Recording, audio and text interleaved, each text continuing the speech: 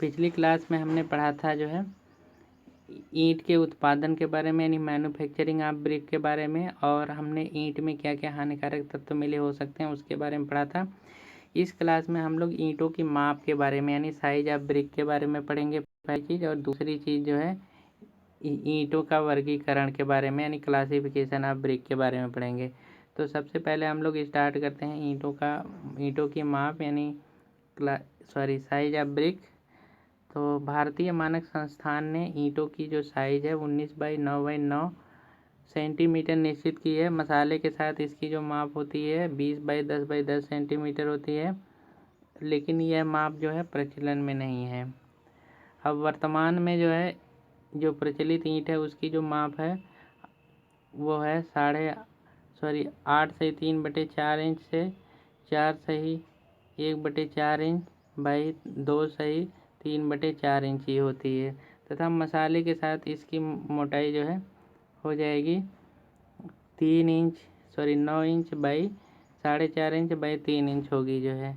तो इसमें हम लोग मसाले का साइज़ जो है लेते हैं 1/4 इंच मसाले का साइज़ जो है जोड़ देते हैं। तो इसी में 1/4 इंच सब में जोड़ देंगे इन तीनों वैल्यू में, तो ये वाली वैल्यू प्राप्त हो जाएगी। तो इसको पहले हम लोग पूरा एक बार समझते हैं। जो पहले हम भारतीय मानक संस्थान यानी इंडियन स्टैंडर्ड इंस्टीट्यूट ISI ने जो ईंट की जो साइज़ निर्धारित की है उसकी साइज़ जो है 19 बाई 9 सेंटीमीटर होती है। इसका मतलब ये है कि जैसे जो ईंट का जो एक तो ईंट का जो है चौड़ाई और ऊंचाई, ये दोनों जो है बराबर होंगे। ये 9 के बराबर होगा, ये भी ऊंचाई भी 9 सेंटीमीटर के बराबर होगी। लेकिन जो है इसकी जो लंबाई होती है ये लंबाई अगर देखेंगे तो ये लंबाई जो है ईंट की जो है इसमें जो ISI ने निर्धारित की है ये 19 सेंटीमीटर होगी। ये 9 सेंटीमीटर है, ये भी 9 सेंटीमीटर है। तो आप देख सकते हैं कि इस तरह से जो ईंट इस तरह से हमारी जो है ईंट कुछ इस तरह से होगी। तो इसमें जो है जो ईंट की साइज़ है वो 19 बाई 9 सेंटीमीटर जो है इंडियन स्टैंडर्ड है। लेकिन जो है जो प्रचलन में है ये ज़्यादातर प्रचलन में नहीं है। जो ब्रिटिश स्टैंडर्ड ईंट है वही आज भी इंडिया में प्रचलित है। तो उसका साइज़ जो है यहाँ पे हमने अब इसमें जो है इसकी जो माप है मसाले के साथ जो है मोर्टार के साथ जो जोड़ेंगे तो इसी के ऊपर जो है हम लोग मसाले की थिकनेस भी जोड़ लेते हैं। मतलब यहाँ पे ईंट के ऊपर जो है लगभग आधा सेंटीमीटर दोनों तरफ, तो 1 सेंटीमीटर के बराबर लगभग जोड़ लेंगे। तो इसी वैल्यू में हम लोग जो है 1 सेंटीमीटर जो है जोड़ लेते हैं। तो जो मसाले की थिकनेस है वो जोड़ लेंगे, तो उससे हमको जो है मसाले के साथ इसी में 1 सेंटीमीटर जोड़ लेते हैं। तो ये 19 को में 1 जोड़ लेंगे 20 सेंटीमीटर हो जाएगा। 9 में 1 जोड़ लेंगे 10 सेंटीमीटर हो जाएगा। फिर 9 में 1 जोड़ेंगे 10 सेंटीमीटर आ जाएगा। तो 1 सेंटीमीटर हम लोग मसाले की चौड़ाई लेते हैं, थिकनेस लेते हैं। तो इसलिए ये जो है मसाले के साथ जो है थिकनेस जो है 20 बाई 10 बाई 10 सेंटीमीटर आ जाती है। और इसमें जो है हम लोग जो वर्तमान में जो ब्रिटिश स्टैंडर्ड ईंट है उसका जो साइज़ है ये साइज़ है, यही ज़्यादातर आज भी इंडिया में प्रयोग होती है। तो यहाँ पे इसका साइज़ जो है समझ लेते हैं कि जैसे अगर मान लें कि हमने जो है इस तरह से एक ईंट बनाई जो है, और इस तरह से मान लें एक ईंट बना दी, तो इसमें जो है जो इसकी लंबाई होगी ये वाली लंबाई है, ये वाली होती है 8 सही 3/4 इंच ये। और इसकी जो है चौड़ाई होगी, मतलब ये वाली जो वैल्यू है यहाँ से लेकर के यहाँ तक की ये वाली जो वैल्यू है ये होती है 4 सही 1/4 इंच। और इसकी जो है ये ऊंचाई जो होती है ये वाली वैल्यू जो है ये होती है 2 सही 3/4 इंच के बराबर। तो ये लंबाई 8 सही 3/4 इंच और ऊंचाई जो है 2 सही 3/4 इंच, चौड़ाई 4 सही 1/4 इंच, ये ब्रिटिश स्टैंडर्ड ईंट की होती है। अब इसी में 1/4 इंच की और साइज जोड़ देंगे सब में जो है, तो इसमें 1/4 इंच और जोड़ देंगे तो ये हो जाएगा कि 8.5 इंच। सॉरी, इसी में जो है हम लोग इसी जो साइज है उसमें जो है 1/4 जोड़ देंगे तो ये 9 इंच हो जाएगा, ये 4.5 इंच हो जाएगा, ये 3 इंच हो जाएगा। तो यहाँ पे मोटार के साथ जो है थिकनेस इस प्रकार से हमको प्राप्त हो जाएगी ये वाली वैल्यू। इसी में 1/4 सब में जोड़ा गया है, 1/4 इंच जोड़ दिया गया है, तो ये वाली वैल्यू मोटार के साथ प्राप्त हो जाती है। मोटार की थिकनेस 1/4 इंच लेते हैं। तो यहाँ पे अब कुछ चीज़ें देख लेते हैं, जैसे 1 मीटर क्यूब में जो है अगर हमने मीट्रिक ईंट प्रयोग की है तो उसमें 500 ईंटें लगती हैं। अगर मीट्रिक प्रणाली में यानी हमने इंडियन स्टैंडर्ड ईंट का प्रयोग किया है 1 मीटर क्यूब में जो है 1 मीटर क्यूब आयतन में जो है तो 500 ईंटें लगेंगी। और अगर हमने ब्रिटिश स्टैंडर्ड ईंट का प्रयोग किया है 1 मीटर क्यूब में तो 450 ईंटें लगेंगी। तो ये इसके बाद हम लोग समझ लेते हैं कि अब यहाँ पे जो है ईंटों का वर्गीकरण, क्लासिफिकेशन ऑफ ब्रिक। तो भौतिक गुणों के आधार पर ईंटों को 2 भागों में बांटा गया है। पहला प्रकार है कि पहली जो भाग है कच्ची ईंटें, दूसरी है पक्की ईंटें। तो कच्ची ईंटें जो है ये बहुत घटिया होती हैं और इस वजह से इनको जो है इंजीनियरिंग कार्य में प्रयोग नहीं करते हैं। कच्ची ईंटों का जो प्रयोग है वो टेम्परेरी वर्क के लिए, जैसे टेम्परेरी घर बनाना है, अस्थायी कोई भी घर बनाना है या मकान बनाना है तो वहाँ पे हम लोग कच्ची ईंटों का प्रयोग कर सकते हैं। लेकिन अगर अस्थायी रूप से हमको कोई भी बिल्डिंग या फिर मकान बनाना है तो वहाँ पे हम लोग पक्की ईंटों का प्रयोग करेंगे। तो यहाँ पे जो है इंजीनियरिंग कार्य जो है जहाँ अस्थायी रूप से होते हैं तो वहाँ पे हम लोग कच्ची ईंटों का प्रयोग नहीं कर सकते हैं। तो इनमें कच्ची ईंटों की क्योंकि सामर्थ्य बहुत कम होती है। तो अब यहाँ पे हम लोग जो है पक्की ईंटें का हम लोग वर्गीकरण देखते हैं। पक्की ईंटों में भी कई प्रकार की पक्की ईंटें होती हैं। तो इसे भौतिक गुणों के आधार पर 3 भागों में बांटा गया है पक्की ईंटों को। पहला प्रथम श्रेणी की ईंटें, फर्स्ट क्लास ब्रिक। दूसरा द्वितीय श्रेणी की ईंटें, सेकेंड क्लास ब्रिक। तीसरा तृतीय श्रेणी की ईंटें, थर्ड क्लास ब्रिक। तो इसमें थर्ड क्लास में 2 टाइप की होती हैं, कम पकी ईंटें या पीली ईंटें, और दूसरा होता है अधिक पकी ईंटें या झामा ईंटें। तो इसमें भी 2 टाइप की ईंटें होती हैं, जो कम पकी होती है, एक अधिक पकी होती है। तो इसमें आगे हम लोग देख लेते हैं, जैसे प्रथम श्रेणी में जो है प्रथम श्रेणी की ईंट जो है फर्स्ट क्लास ब्रिक क्या होती है। इसके जो भौतिक गुण हैं मेन रूप से हैं कि ईंट की सतह सपाट, किनारे शार्प ठीक से पकी हुई तथा रंग जो है इसका चेरी लाल कलर होता है। तो जो ईंट है उसके जो है किनारे जो है बहुत शार्प होंगे, ईंट जो है ठीक से पकी होगी और इसका रंग जो है चेरी रेड कलर का होगा। आगे दूसरा पॉइंट है, ईंट का जो वजन है 2.75 से 3 सेंटीमीटर के बीच में होगा तथा इसे 1.5 मीटर की ऊंचाई से गिराने पर ये टूटेगी नहीं। अगर इस जो फर्स्ट क्लास की ईंट है उसका जो वजन है 2.75 से 3 सेंटीमीटर के बीच में होता है तथा इसको अगर 1.5 सेंटीमीटर की ऊंचाई से गिराएंगे तो ये टूटेगी नहीं।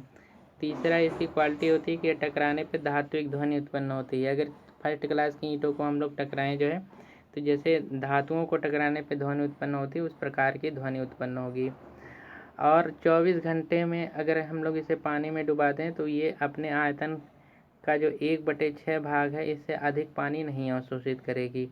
मतलब जो ईंट का जो टोटल आयतन है उसके जो है 1/6 से ज़्यादा जो है पानी नहीं अवशोषित करेगी। तो आगे हम लोग जो इसका ईंट का उपयोग देख लेते हैं। इस ईंट का उपयोग दीवार, फर्श, प्रबलित ईंट कार्य व लिंटल इत्यादि में करते हैं। तो इसकी जो है ईंट का उपयोग जो है हम लोग दीवार बनाने में करते हैं, फर्श बनाने में करते हैं, कोई भी प्रबलित ईंट तथा लिंटल इत्यादि बनाने में इस फर्स्ट क्लास ब्रिक का उपयोग किया जाता है। दूसरा हम लोग देख लेते हैं सेकेंड क्लास ब्रिक या द्वितीय क्लास की ईंटें जो है। इस ईंटों की सतह जो है थोड़ा खुरदरी होती है। प्रथम क्लास में एकदम स्मूथ होती है सतह जो है, लेकिन द्वितीय क्लास में जो है थोड़ा सा खुरदरी होती है। और ये ठीक पकी हुई ये भी ईंट होती है तथा इसकी संरचना समान होती है। तो ये भी सेकंड क्लास की ईंट भी ठीक से पकी होती है, लेकिन इसके थोड़ा सा ये होता है कि इसकी सतह थोड़ी सी खुरदरी होती है और संरचना इसकी जो है यूनिफॉर्म होती है, समान रूप से होती है। इसे टकराने पर धात्विक ध्वनि होती है। इस सेकंड क्लास की ईंटों को भी जैसे फर्स्ट क्लास को टकराने से धात्विक ध्वनि होती है, वैसे सेकंड क्लास की ईंटों को भी टकराने पे धात्विक ध्वनि होती है, धातु की तरह आवाज़ आएगी। तथा 24 घंटे में 22% से अधिक पानी नहीं सोखती है। अगर 24 घंटे के लिए हम लोग पानी में से डुबा दें तो ये 22% से अधिक पानी नहीं सोखेगी। जैसे फर्स्ट क्लास की ब्रिक जो है 1/6 भाग से अधिक पानी नहीं सोखती है, तो मतलब इसका हुआ लगभग जो है कि 15-16% पानी, उससे ज़्यादा नहीं सोखेगी। लेकिन जो है सेकंड क्लास की ब्रिक जो है ये 22% से अधिक नहीं पानी सोखेगी, थोड़ा सा फर्स्ट क्लास से जो है ज़्यादा पानी सोखेगी और शोषित करेगी। तो इसका जो उपयोग है प्रथम श्रेणी की ईंटों की तरह ही, जहाँ पे प्रथम श्रेणी की ईंटें उपयोग होती हैं वहीं पे इन ईंटों की भी उपयोग कर सकते हैं। लेकिन जो है जहाँ पे अच्छी सजावट की ज़रूरत होती है वहाँ पे हम लोग इन ईंटों का प्रयोग नहीं कर सकते हैं, क्योंकि इसकी जो है सतह जो है थोड़ा खुरदरी होती है। आगे हम लोग देख लेते हैं कि तृतीय श्रेणी की ईंटें जो है, थर्ड क्लास की ब्रिक जो है, ये भौतिक गुण इसके जो है तृतीय श्रेणी की जो ईंटें हैं इनका जो है क्या होता है कि ये कम पकी होती हैं तथा पीले रंग की होती हैं तथा ऊंचाई से गिराने पर टूट जाती हैं। तो ये ईंटें जो है थर्ड क्लास की ब्रिक, जैसे हमने कहा है कि इसमें जो है 2 टाइप की ईंटें होती हैं। एक तो पहला तो हम लोग कम पकी ईंटों के बारे में पढ़ रहे हैं, दूसरा एक ईंट होती है इसमें अधिक पकी ईंटें होती हैं। तो कम पकी ईंटें जो है थोड़ा पीले कलर की होंगी जो है, और इन्हें अगर ऊंचाई से गिराएंगे तो ये टूट जाएंगी। थर्ड क्लास में 2 टाइप की ईंट होती हैं, कम पकी हुई और अधिक पकी हुई। तो इनको अगर ऊंचाई से गिराएंगे तो पहली कम पकी हुई ईंटों को अगर अधिक ऊंचाई से गिराएंगे तो ये टूट जाएंगी और ये टकराने पर मंद ध्वनि उत्पन्न करती हैं। जैसे हमने फर्स्ट क्लास और सेकंड क्लास में देखा था कि अगर इन ईंटों को टकराते हैं तो अधिक धात्विक ध्वनि उत्पन्न करती हैं, लेकिन जो थर्ड क्लास की ईंटें होंगी उन्हें टकराएंगे तो उतना धात्विक ध्वनि नहीं उत्पन्न होगी, थोड़ा कम ध्वनि उत्पन्न होगी। मतलब ये उतना धातु की तरह मंद ध्वनि करेंगी जो है, बहुत हल्की इसमें ध्वनि उत्पन्न होगी धातु की तरह। तो अगर इनको खरोंचेंगे जो है, जो ईंटें कम पकी होंगी तो उसमें निशान पड़ जाएगा। ये भी एक इसका जो है पहचानने का तरीका है। तो इस ईंटों को जो हम लोग अस्थायी कार्यों में उपयोग करते हैं। अस्थायी कार्य जहाँ महत्वहीन कार्य है, जैसे टेम्परेरी रहने के लिए बनाना है, तो वहाँ पे हम लोग जो है इस ईंटों का उपयोग कर सकते हैं। जैसे आपने देखा होगा कि जहाँ पे भट्टे इत्यादि होते हैं, जहाँ पे ईंट का निर्माण होता है, वहाँ पे जो है रहने वाले लोग होते हैं तो अस्थायी जो है घरों का निर्माण करते हैं। तो उसमें जो है ये कच्चे कम पकी वाली ईंट का ही इस्तेमाल करके जो है अपना रहने वहने के लिए व्यवस्था कर सकते हैं। तो आगे हम लोग जो है ये दूसरा है झामा ईंटें जो है, इसमें जो है थर्ड क्लास की ईंट में दूसरे टाइप की ईंट है झामा ईंट। इस ईंट को जो है हम लोग अधिक पकी हुई ईंट भी कहते हैं। जो झामा ईंटें हैं ये पकाते के दौरान अधिक तापमान के कारण इनका आकार नीला पड़ जाता है। जो झामा ईंटें हैं ये क्या है कि इनको जो है जब भी पकाया जाता है तो उसमें कुछ जहाँ पर कुछ जगह टेम्परेचर जो है, जो ईंट का भट्ठा है उसमें टेम्परेचर जो है सब जगह समान नहीं होता है। तो कुछ जगह जो है टेम्परेचर बहुत ज़्यादा हो जाता है, तो जहाँ पे बहुत ज़्यादा हो जाता है वहाँ पे जो है ईंटें झामा ईंटें बन जाती हैं, मतलब अधिक पक जाती हैं, तो इन्हें झामा ईंटें कहते हैं। तो इसका जो है अपघर्षण सामर्थ्य अच्छा होता है। इन ईंटों का जो है अपघर्षण सामर्थ्य है, यानी इसे ये थोड़ा सा परिवर्तन कर लीजिएगा, ये अपघर्षण है, ठीक है। अपघर्षण सामर्थ्य जो है अच्छा होता है। तो इन ईंटों का अपघर्षण सामर्थ्य बहुत अच्छा होता है। तो इन ईंटों का जो है इसलिए मतलब ये ईंटों में तो मजबूती काफ़ी होती है। अगर इनमें जो है जैसे अपघर्षण मतलब कि अगर इस पर जो है कोई भी घर्षण उत्पन्न हो रहा है तो उसको जो है ज़्यादा से ज़्यादा घर्षण फोर्स को जो है घर्षण बल को जो है ज़्यादा से ज़्यादा ये बियर कर पाएंगी, ज़्यादा से ज़्यादा घर्षण बल में ये सामर्थ्यवान होंगी।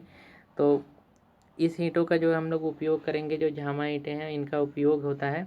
ये ईंटें जो हैं सड़कों के स्कंध यानी सोलिंग, खड़ंजा, नींव इत्यादि में होती हैं। ये ईंटें जो है क्योंकि इनकी मजबूती होती है, इनकी अपघटन सामर्थ्य अधिक होती है, तो इसलिए हम लोग जो है इनको जो सड़कों की सोलिंग है, मतलब सड़कों का जो नीचे वाला भाग है, सोल इत्यादि बनाने में कर सकते हैं। खड़ंजा लगाने में कर सकते हैं, जैसे जो भी गांव इत्यादि में रोड आरसीसी नहीं बनता है तो खड़ंजा भी बनता है, तो वहाँ पे खड़ंजा लगाने में भी कर सकते हैं। मतलब ब्रिक की रोड अगर बनाएंगे तो खड़ंजे से, तो वहाँ पे भी कर सकते हैं। नींव जैसे फाउंडेशन बना रहे हैं तो फाउंडेशन में भी उसको जो है तोड़ करके जो है ये जो 3rd क्लास की जो झामा ईंटें हैं इनको जो है फाउंडेशन में नीचे जो है डाला जा सकता है। तो इनका इनका यही मुख्य रूप से उपयोग है। तो आज हम लोग इतना ही रखते हैं। धन्यवाद।